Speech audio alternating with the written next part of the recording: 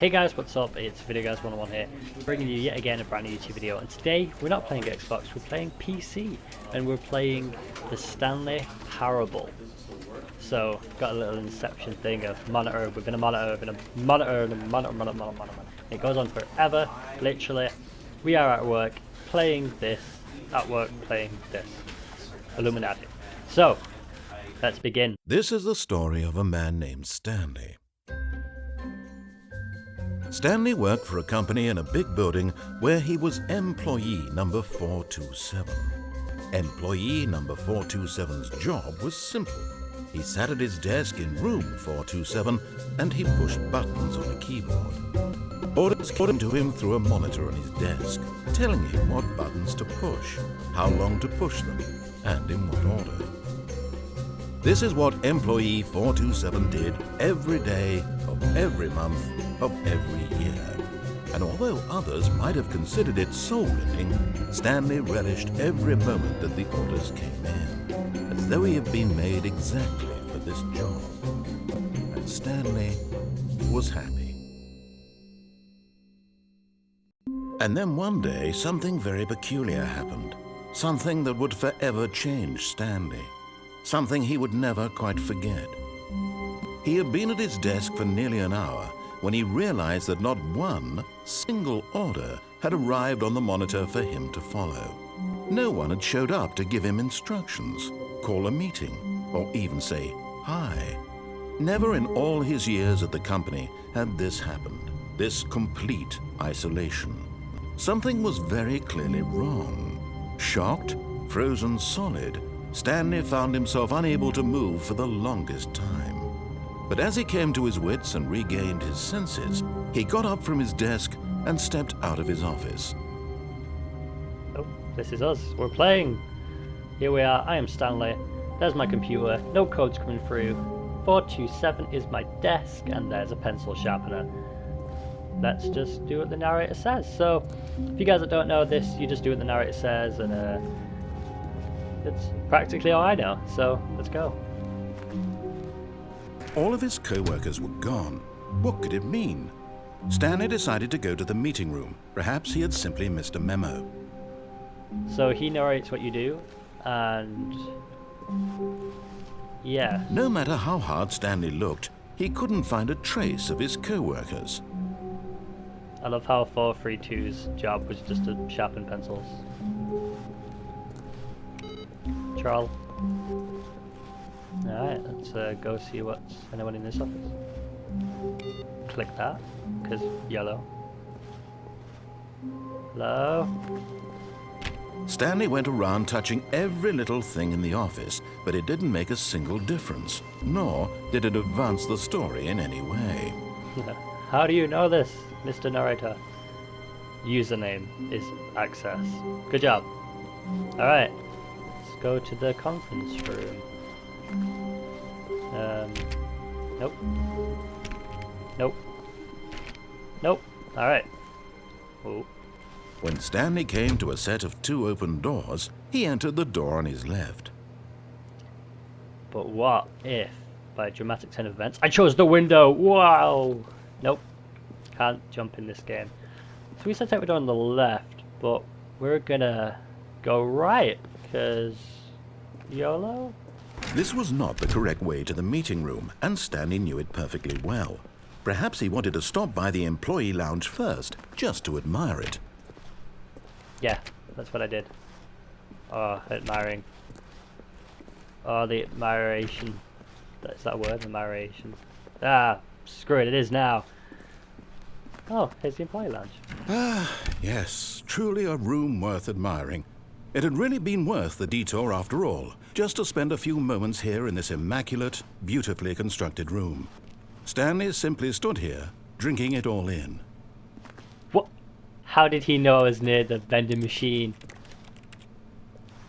Drinking it in. Oh, this guy. Yes, really, really worth it being here in the room.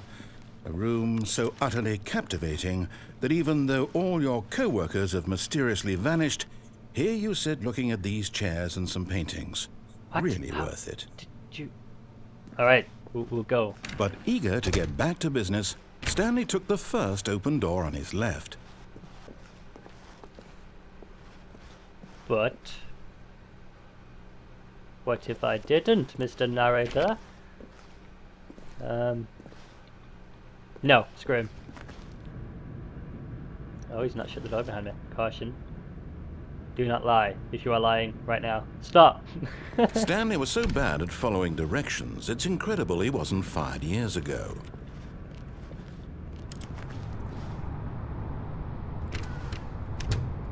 Whoops, okay, we're trapped in here now.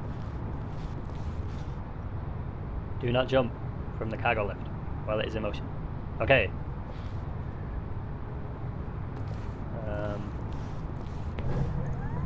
Look, Stanley, I think perhaps we've gotten off on the wrong foot here. But in his eagerness to prove that he is in control of the story and no one gets to tell him what to do, Stanley leapt from the platform and plunged to his death. Good job, Stanley. Everyone thinks you are very powerful. I thought there'd be like a barrier there and I thought it would stop me from falling off, but I guess I am in control, Mr. Narrator. Alright, where are you? Oh, back in the little office room. All of his co-workers were gone. What could it mean? Stanley decided to go to the meeting room. Perhaps he had simply missed a memo. Alright, I'll skip, and I'll see you guys back where I was a second ago. Adios! Stanley was so bad at following directions, it's incredible he wasn't fired years ago.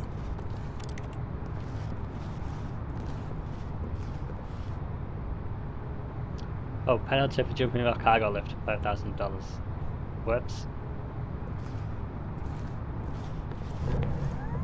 Look, Stanley, I think perhaps we've gotten off on the wrong foot here. I'm not your enemy, really, I'm not. I realize that investing your trust in someone else can be difficult, but the fact is that the story has been about nothing but you all this time. There's someone you've been neglecting, Stanley. Someone you've forgotten about. Please, stop trying to make every decision by yourself. Now, I'm not asking for me, I'm asking for her. Ooh. This is it, Stanley. Your chance to redeem yourself. To put your work aside. To let her back into your life. She's been waiting. So hope hers a motorbike.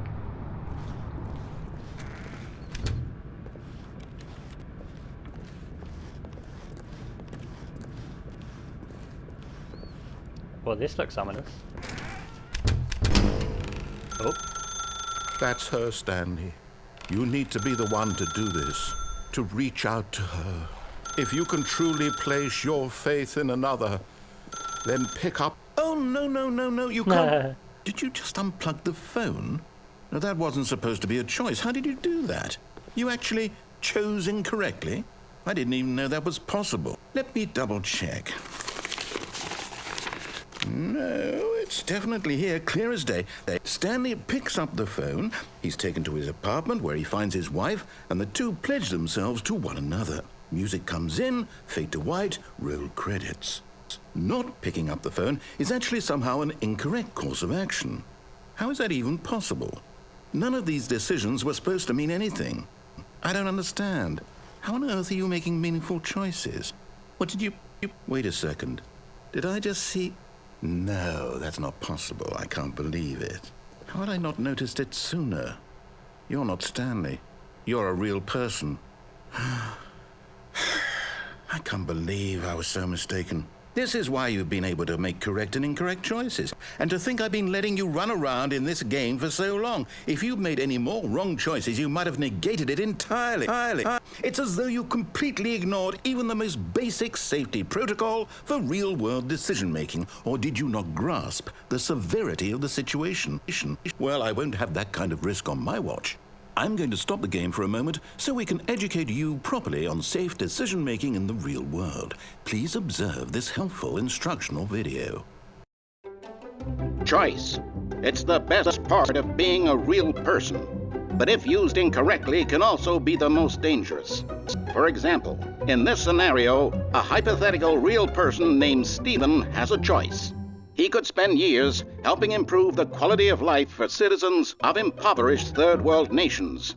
Or he could systematically set fire to every orphan living in a 30-kilometer radius of his house. Which choice would you make? Remember that unlike here, the real world makes sense, and at no time should you make a choice that does not conform to rational logic. If you find yourself speaking with a person who does not make sense, in all likelihood, that person is not real. Allow the person to finish their thought, then provide an excuse why you cannot continue talking. Turn to a partner and practice saying, "My goodness, is it 4:30? I'm supposed to be having a back, sack, and crack."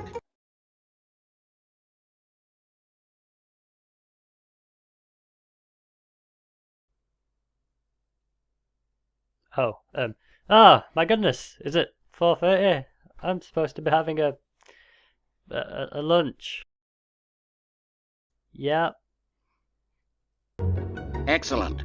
Making choices on a regular basis is the best part to a healthy decision-making process.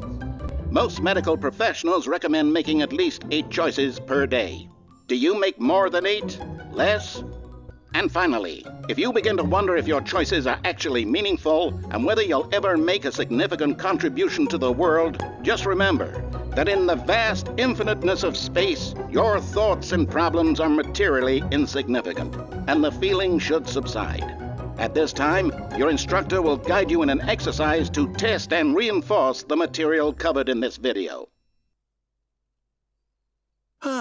Welcome back.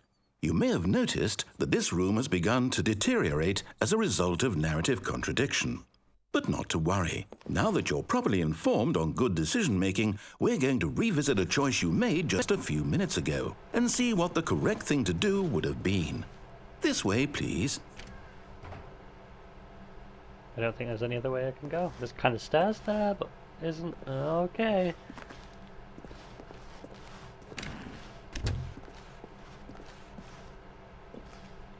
Whoa.